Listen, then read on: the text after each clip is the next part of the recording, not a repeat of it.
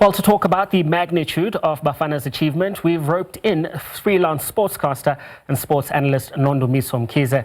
A very good afternoon to you, Nondumiso. Can you just describe to us the magnitude and the significance of Bafana's achievement?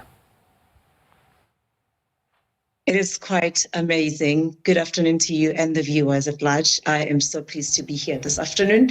It is quite an amazing thing to witness. We are actually living a dream. I know happiness is very subjective, but at this moment, we are all very patriotic. We are all very happy. It's something that we cannot define.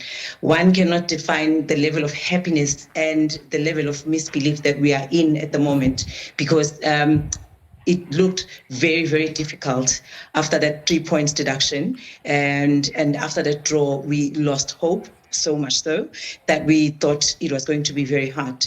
And they played their heart out and they showed how much they care for the nation. So it's such a beautiful thing to witness. One. Yeah, with the shadow of everything that happened over the past couple of weeks, the points deduction that you mentioned and more, and the draw with Zimbabwe, for instance, on Friday as well, how impressive was it that Bafana were able to get their focus right and also be as impressive as they were in that match last night? I must say, Hugo Broos hallmark, with him being very firm, his defensive discipline as well as his tactical balance is something out of this world.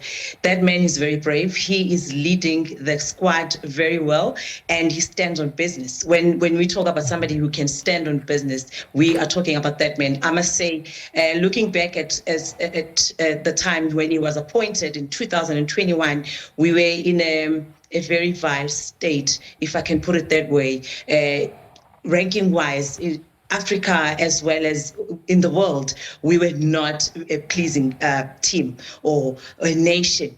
So him coming to that and then rebuilding from scratch, and then all of that now taking place when we were at our prime and we're starting to get happy, everyone is rejoicing, and then a mistake is made and the points are taken away from what was seen to be a very clear and very prosperous, if I can put it that way, journey to the World Cup now was taken away. And then we're starting to panic because we will always have opinions as people at large, and we'll start to look at the mistakes and things that we thought he should have done.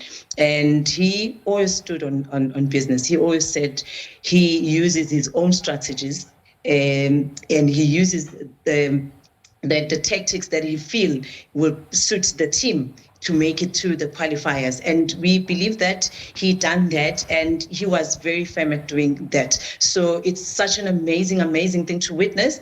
There was a lot of I must say, opinions, because we rely so much on social media, we rely so much on internet, we rely so much on communication with the people outside. And there was also a little bit of dissatisfaction from other people. So that was very, controversial in a sense, but their resilience, conquered everything. I want to talk about Coach Hugo Broos for just a little bit as well. Now, you mentioned when he took over in 2021, Bafana Bafana was nowhere, and he also came in as a relative unknown, although he had a really remarkable and impressive CV. But South African fans were skeptical because there was little we knew about him at the time. Can you just tell us what are some of the more remarkable things he's done to restore the pride and the reputation of Bafana Bafana? You will remember from missing the AFCON in 2022 to AFCON semi-finalist in 2023, and now the World Cup 2026 qualifier. So you'd remember, let's just go back and look at 2023 when we reached the semi-finals at AFCON for the very first time. And we finished third, and then we did very, very well. I'm sure you remember that game. I still dream about that game where we beat DRC Congo on penalties. It was one of the most cringing moments of my sporting life. So amongst other things that I've done, like he's won games back to back like no other coach have done in the past. So we are really, really pleased to witness such sporting moments as a country or as people at large. Well, now Coach Broos has indicated that after the World Cup next year, he will retire from coaching. He has an AFCON to look forward to in December, as well as that World Cup. What can we expect from him? And also, what do we look at past Hugo Broos and after that? I must say we are standing very well, and therefore we're looking forward to a cruise or a ship that will cruise so nicely.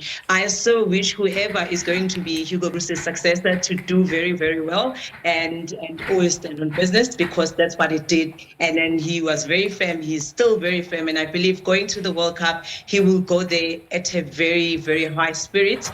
And yeah, we know we've got AFCON that is going to play just before that. And I believe our Bafana Bafana will make us proud once again. It's such a in a way, it is a nerve-wracking thing to think about, that he will leave, and then now you're thinking we'll have to adjust to the new man. And knowing the type of people that we are as the nation, knowing how passionate we are at times, it might as well be very difficult for whoever is going to be filling his shoes, because it's quite a big shoes to fill. But we hope and pray that we will be in a space whereby we are now very, very confident, because like he said yesterday, he said, now we were nobody few years ago, and now people understand who we are, and we've gained the respect that we deserve as the nation. So whoever will be taking over from Hugo Bruce, it must be somebody who's very, very confident, somebody who will be able to stand on business as well, somebody who will carry the nation at heart.